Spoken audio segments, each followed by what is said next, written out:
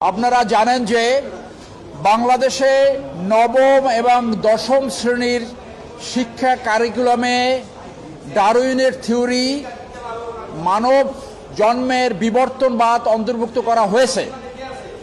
এইটা প্রফেসর জাফর সাহেব এই গত রেজিমে ইনক্লুড করেছিল, যেটা নিয়ে অত্যন্ত সমালোচনা হয়েছে, বিতর্ক হয়েছে, সংসদে আলোচনা হয়েছে।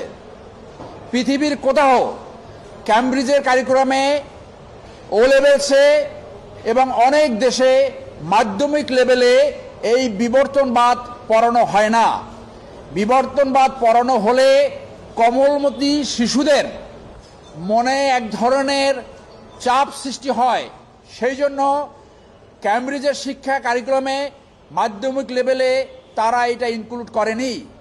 আমরা সেই জন্য জনস্বার্থে adviser ministry of education, secretary ministry of education এবং chairman national curriculum of text board NCTB বরাবর একটা লিগ্যাল নোটিশ পাঠিয়েছি, যাতে আগামী শিক্ষাবর্ষ থেকে মাধ্যমিক লেভেলে এই বিবর্তনবাদ অন্তর্ভুক্ত করা না হয়।